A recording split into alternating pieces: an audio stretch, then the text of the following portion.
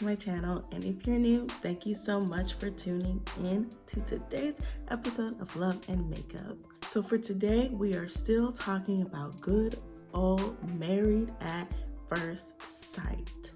But let me warn you, this is gonna take a hard left from what occurred last time we spoke. So we're gonna skip what happened 2 weeks ago, and we're gonna talk about what happened last episode. I'm gonna give you a quick rundown on everything that happened, and then we'll get started on this hard left that this shit's about to take. Let's get started. All right, so buckle up. Okay, so Chris has a baby on the way. Yeah, everybody, let's get our cuss words out. Let's get our you ain't shit out. Let's get all of this out for the next 10 seconds, okay? Let's get this out.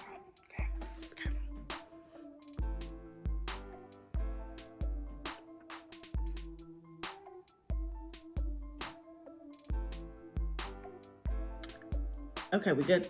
All right. So yes, Chris has a baby on the way. He found out as soon as they got to Las Vegas that he has a baby on the way. And it's with his ex-fiance. He found out that morning. Apparently, we're gonna go with that. We're gonna believe him that he found out that morning. And he didn't want to tell Paige because he was like, I don't want to, like, this is my stuff. I don't want to tell her.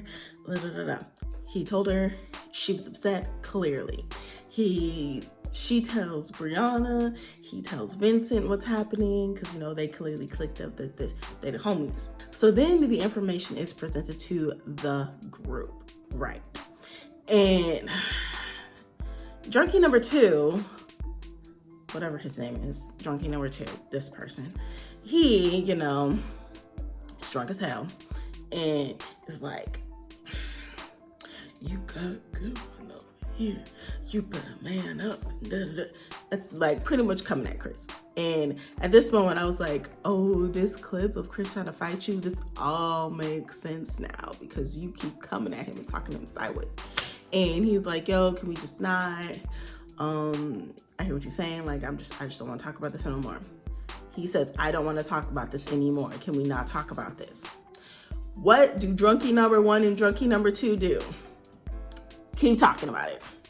So they keep going, and he's like getting upset. He walks away. Paige goes and talks to him. He apologizes to Paige and is like, you're my number 1, even though this baby's on the way.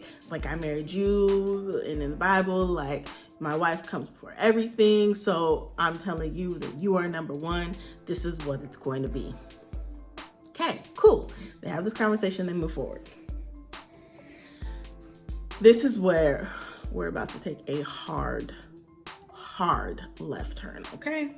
So I cannot be mad at how Chris responded to any of the situations that occurred in last week's episode, because we got drunkie number 1 and drunkie number 2 who don't know how to talk to people, don't know how to mind their own damn business, okay?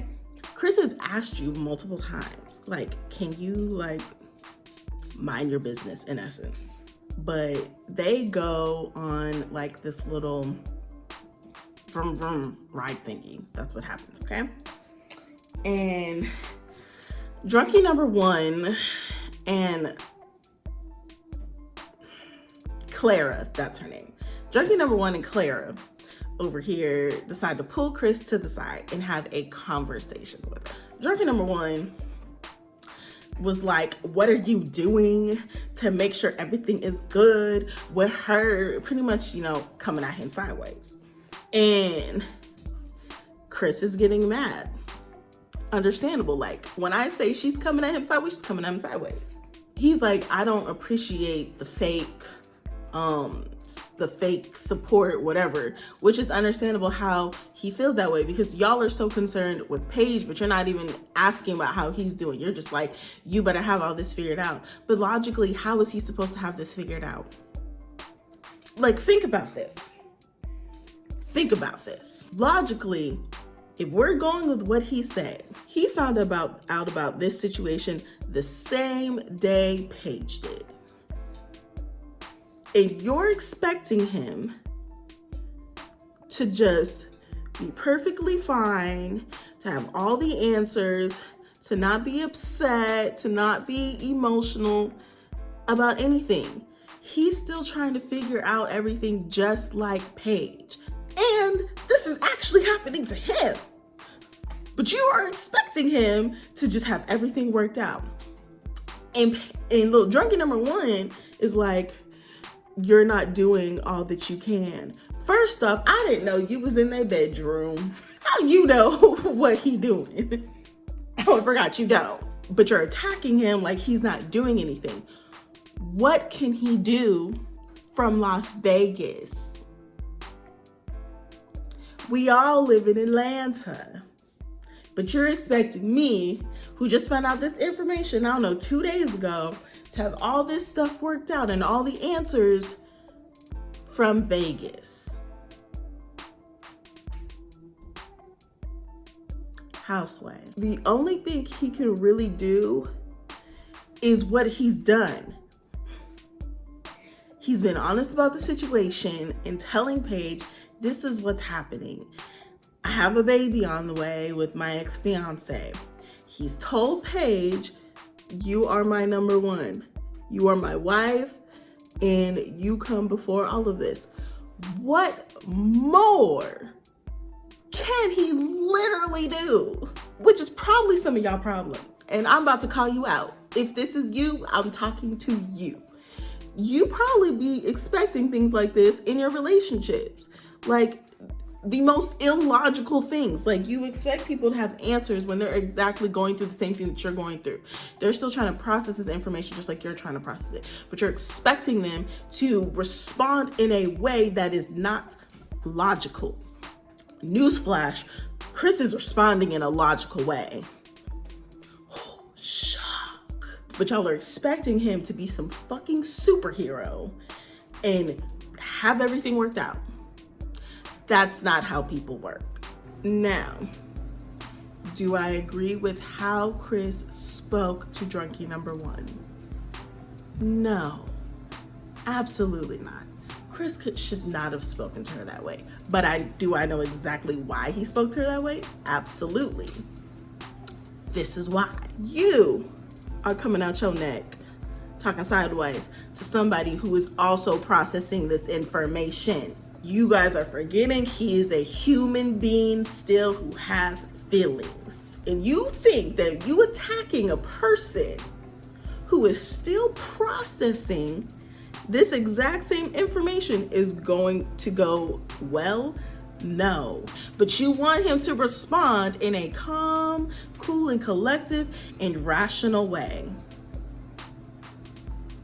No, yeah, little drunkie number one, you got your ass cussed out. Of course you did, because you guys are forgetting he's still a person. He's still a person with feelings. Am I surprised that Chris cussed her out? No, absolutely not. Absolutely not am I surprised, because he's still a person. And you guys have to let people be people and stop bombarding people who are still trying to figure things out. Like, you see how Clara stopped talking when she was like, this isn't going well. Yeah, because he's still figuring things out, which is why he asked for his what?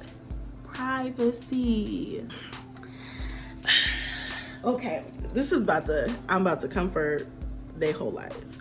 I don't think that they're this worried about this situation because this is actually happening to Paige. What do I mean? I wholeheartedly believe, just because of the way human works, you know, I have a whole master's in this. You're projecting. This situation is so big and is so upsetting to you, not because of what is actually happening. This is triggering something in you, which is having you respond this way to the situation. You're not really mad at Chris. You're not really upset and hurt that Paige is going through this. You are being triggered by something in your past that has everything to do with you and nothing to do with them. Yeah, I said it. Yeah, I said it. Because there's no reason why y'all should be this distraught and cry. Like, why are you crying? This ain't got shit to do with you, but this is what's wrong with some of you people. This is what's wrong. Y'all be concerning yourself with situations that ain't got shit to do with you. So maybe focus on you and stop concerning yourself and taking on baggage that is not yours. Because they're trying to carry and help pick up these luggages and these bags and these shoes that are not theirs to pick up. Which is why you're now so distraught and upset, because you're trying to carry things that aren't yours to carry. Then we go, see, here's another thing. Drinking number 1 and drinking number 2. I'm gonna need y'all to stop showing up to places late and drunk, because y'all be missing conversations that are very important. So after, the blow up, they all go to dinner, and Chris is talking to the whole group about, what happened, and he apologizes to Clara, and he apologizes to Clara's husband for how he spoke to Clara, because he was like, I shouldn't have done that. He was like, but everything is going on. I'm still trying to figure out how I feel about this, and you guys keep talking to me about this whole situation when I'm still trying to figure it out. And so he apologizes. He takes accountability. He apologizes to Paige in front of the whole group and saying like, I have not been a man of God. I've not done what I'm supposed to do, and for that I apologize to you for everything that I've done. Accountability.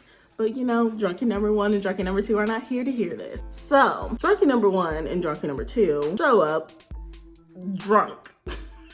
They sit down, and drunken number 2 decides, let me put on my big boy paints right now and talk to Chris. Right.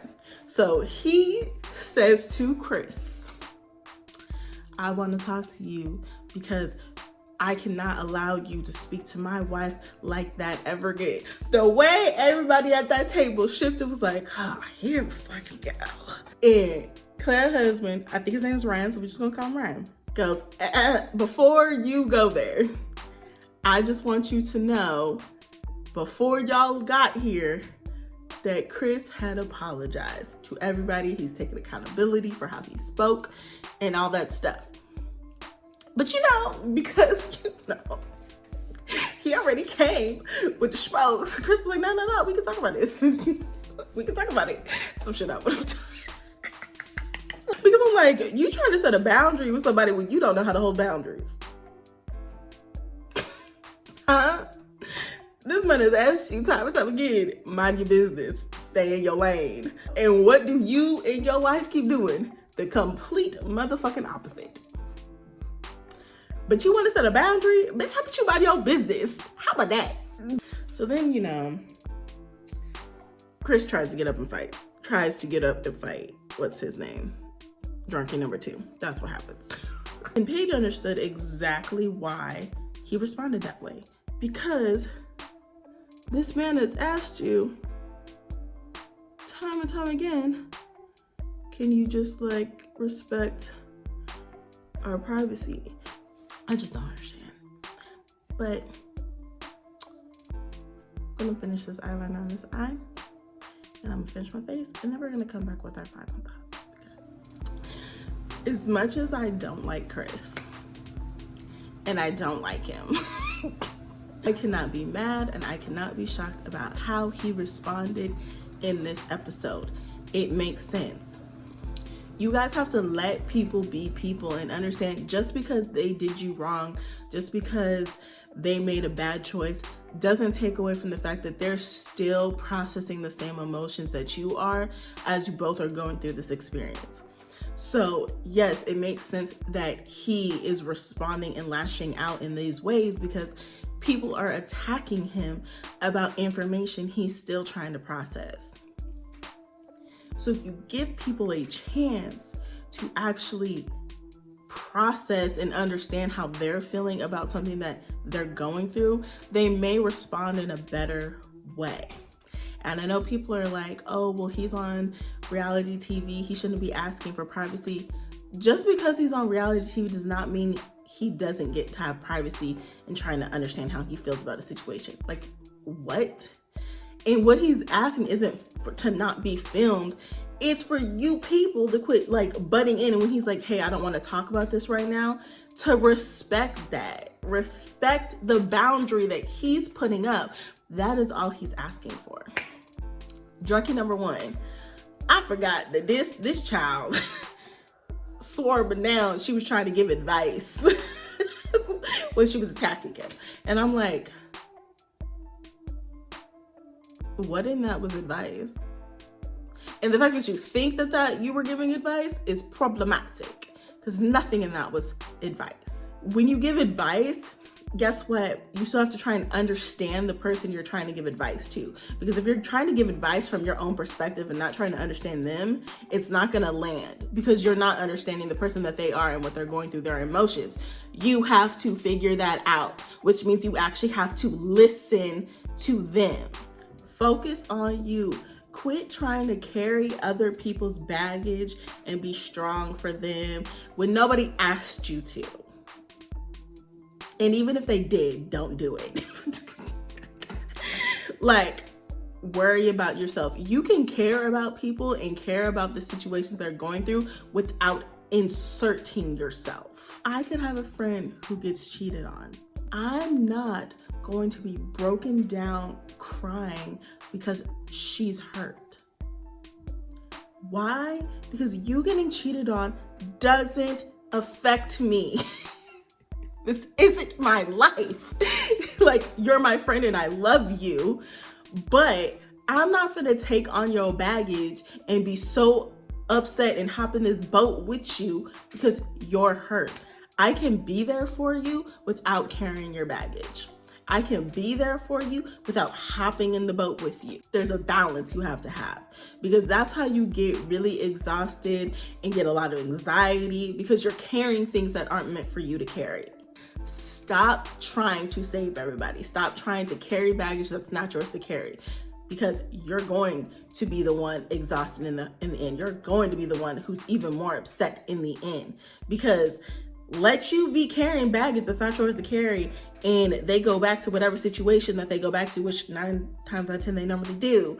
You're gonna be the one who's like, why would you do this? Because you're carrying shit that ain't yours to carry. This is why you're so upset that they keep going back. This isn't yours to carry.